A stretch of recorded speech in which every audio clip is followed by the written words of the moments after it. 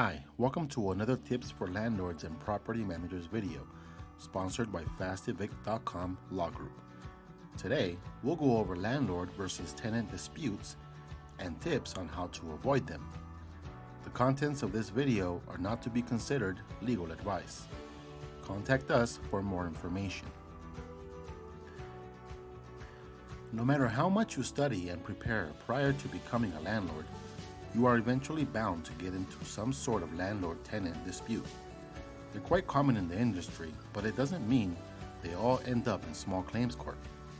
What are the most common types of disputes? Not understanding responsibilities. Landlords and tenants have responsibilities to uphold as stipulated in a rental agreement. Example, the landlord must maintain the rental property in habitable condition versus the tenant is responsible for notifying their landlord of any repairs needed. Property damage. Damage versus normal wear and tear. Believe it or not, there are guidelines in California that help clear this up. Landlords should become familiar with them. Privacy. Nobody likes a noisy landlord or an annoying tenant. Finding the right balance of communication between landlord and tenant is key. Security deposit disputes. I should have mentioned this first. Is the landlord legally able to deduct this or that from a security deposit? Rent increases. Landlords want them, tenants hate them.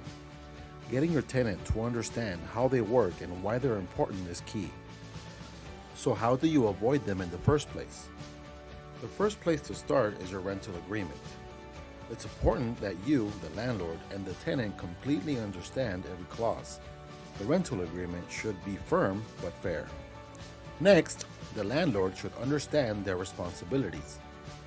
There are many laws landlords must follow, and oftentimes seems unfair because it is. California is a tenant-favored state, and landlords must keep track of changes and legislations to avoid disputes with their tenants. Another way to avoid landlord-tenant disputes is by making move-in and move-out walkthrough inspections a part of your routine. There are many checklists available on the internet that you can start with. Once the tenant is ready to move, make sure you perform the move-out inspection with the tenant along with a copy of the move-in one. This should make it explicitly clear in what conditions the rental was in when the tenant moved in. Next tip is to never bypass screening your tenant. Never hand the keys over to someone not properly screened. Nailing the screening process is an art form that takes years to master, but practice makes perfect.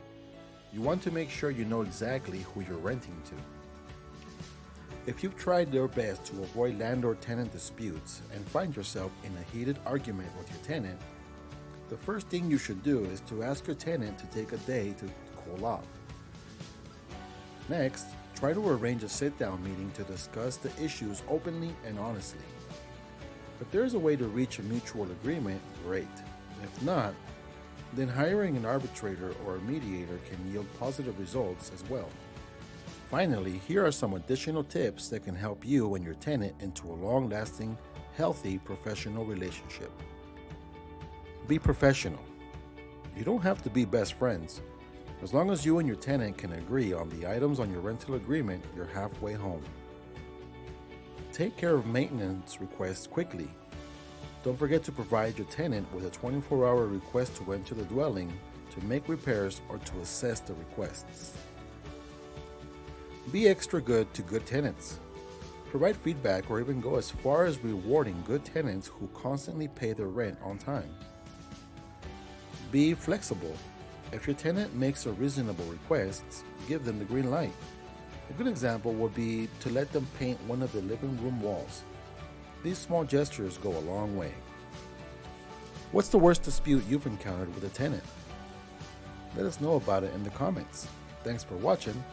Please like, share, and subscribe to our channel if you have found this video useful. We'll see you on the next one.